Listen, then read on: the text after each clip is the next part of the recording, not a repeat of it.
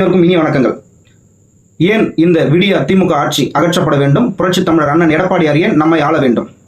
கடந்த 2021 சட்டமன்ற தேர்தலில் பார்த்தீங்க அப்படின்னா நூலிழையில் தான் நம்ம வெற்றி வாய்ப்பை எண்ணணும். எதனால பார்த்தீங்க அப்படின்னா சில துரோகிகளாலும் சில எதிரிகளாலும் இந்த திமுக செய்த பொய் பிரச்சாரத்தாலும் பொய்யான வாக்குறுதியாலும் நம்ம ஆட்சியை இழந்தோம். இந்த ஆட்சிக்கு 4.25 ஆண்டு காலம் ஆகிவிட்டது. ஆனால் அவர்கள் செய்தது பார்த்தீங்கன்னா 20% வாக்குறுதிகள் கூட இந்த திமுக அரசால் கேடுகட்ட திமுக அரசால் நிறைவேற்றப்படவே இல்லை. ஏன்னா எல்லாமே பொய்யான வாக்குறுதிகள்.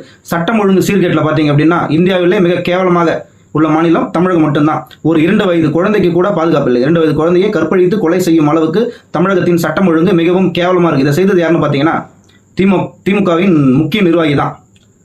ஒரு பொதுமக்களுக்கு பாதுகாப்பு இல்லை, பெண்களுக்கு பாதுகாப்பு இல்லை, அந்த அளவுக்கு தான் இந்த சட்டம் ஒழுங்கு சீர்கேடு இருக்கு. அடுத்து பார்த்தீங்க அப்படின்னா அத்தியாவசிய பொருட்கள் விலை உயர்வு. நாளுக்கு நாள் டெய்லி யூஸ் பண்ற அத்தியாவசிய பொருட்கள் பார்த்தீங்க அப்படின்னா அரிசி, பருப்பு, மளிகை சாமான் நம்ம எடப்பாடியார் அண்ணா கவர்மெண்ட்ல இருந்த விலைக்கு பிறகு பார்த்தீங்கன்னா டபுள் மடங்கு ஏறி இருக்கு. விலைவாசி போர் பார்த்தீங்கன்னா விண்ணை முட்டுது. இதை தடுக்க வேண்டிய விடிய அரசு பார்த்தீங்கன்னா இதற்காக எந்த நடவடிக்கையுமே எடுக்கவில்லை. மாணவர்களும் இளைஞர்களும் பார்த்தீங்க அப்படின்னா போதைக்கு அடிமையாக இருக்காங்க. போதை வஸ்துக்களுக்கும் மது போதைக்கும் அடிமையாக இருக்கு. அவர்கள் எதிர்காலத்தையே சீரழிச்சிட்டு வராங்க. இதை தடுக்க வேண்டிய விடிய அரசு பார்த்தீங்க அப்படின்னா எந்த ஒரு நடவடிக்கையும் எடுக்காம ஆழ்ந்த உறக்கத்திலே இருக்கு. இதை தடுக்க வேண்டியதும் தடுக்கவே இல்லை. நாங்கள் ஆட்சிக்கு வந்தால் பல லட்சம் பேருக்கு அரசு துறையில் வேலை வாய்ப்பு தருவோம்னு ஒரு தேர்தல் வாக்குறுதி கொடுத்தாங்க. ஆனால் இதுவரையிலும் எத்தனை பேருக்கு கொடுத்தாங்கன்றது அவங்களுக்கு மட்டுமே வெளிச்சம். ஒரு டிஎன்பிஎஸ்சி எக்ஸாமை கூட சரியா நடத்த திராணி வக்கற்ற திமுக அரசு தான். அனைத்து துறையிலும் ஊழல். ஒரு பிரிட்ஜ் கட்டுறாங்க, தண்ணியில் அடிச்சுட்டு போகுது, அந்த அளவுக்கு ஸ்ட்ராங்காக கட்டியிருக்காங்க. போக்குவரத்துலாம் பார்த்தீங்க அப்படின்னா போக்குவரத்து துறையில் பஸ் அங்கங்கே நிற்கிது. கேட்டால் பஸ் ப்ராப்ளம், ஃபண்ட் இல்லை அப்படின்னு சொல்றாங்க. மருத்துவத்துறை பார்த்தீங்கன்னா அதை விட கேவலமாக இருக்குது. ஒரு அடிப்படை கட்டமைப்பு கூட இல்லாமல் மிகவும் கேவலமாக இருக்குது. நகராட்சி துறையில் பார்த்தீங்க அப்படின்னா 1000 கோடி ஊழல் நடந்ததாக ஒரு வழக்கு எடுக்க சொல்லியிருக்காங்க. இதுவரை அந்த வழக்கு எடுக்கல. அனைத்து துறையிலும் ஊழல். நம்மால் முடிந்ததை கொள்ளையடிப்போன்ற இதில் நீங்கள் அதிகமாக கொள்ளடிக்கிறீங்களா, நான் அதிகமாக கொள்ளடிக்கிறேன்ற போட்டியில் கொள்ளடிச்சிட்டு இருக்கிறாங்க.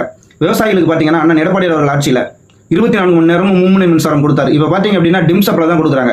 விளைவித்த பொருளுக்கு பார்த்தீங்கன்னா சரியான விலையை நிர்ணயிக்க முடியல. விவசாயிகள்லாம் ரொம்ப கஷ்டப்படுறாங்க. அண்ணா எடப்பாடியார் ஆட்சியில் இருக்கும்போது 2 வாட்டி கூட்டுறவு கடன் தள்ளுபடி பண்ணாங்க, நகைக்கடன் தள்ளுபடி பண்ணாங்க. விவசாயிகளுக்கு பாதுகாப்பு அரணாக அண்ணா திராவிட முன்னேற்ற கழகம் இருந்தது. ஆனால் இந்த ஆட்சியில் இதுவரையில் எந்த ஒரு திட்டமும் செயல்படுத்தவே இல்லை. மாணவர்களுக்கு பார்த்தீங்க அப்படின்னா கல்வி கடனை தள்ளுபடி செய்வோன்ற ஒரு பொய்யான வாக்குறுதி கொடுத்தாங்க. இதுவரையிலும் அதுக்கான ஒரு ஸ்டெப்பு கூட இந்த திமுக அரசு எடுக்கவே இல்லை. யாருக்கும் தள்ளுபடியும் செய்யவே இல்லை.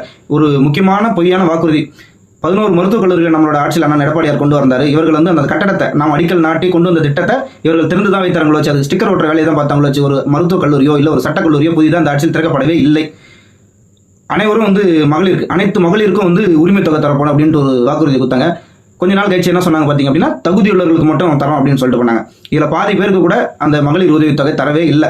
ஓசி பஸ் அப்படின்னு சொல்றாங்க. பஸ்ஸில் ஃப்ரீ அப்படின்ட்டு இவங்களா ஒரு திட்டத்தை கொண்டு வந்துட்டு அதில் பயணிச்சா ஓசி பயணம் அப்படின்னு சொல்லிட்டு அவங்க மந்திரிகளே இதை பற்றி ரொம்ப கேவலமாக பேசுகிறாங்க. அனைத்து துறையிலும் ஊழல் மலிந்து விட்டது.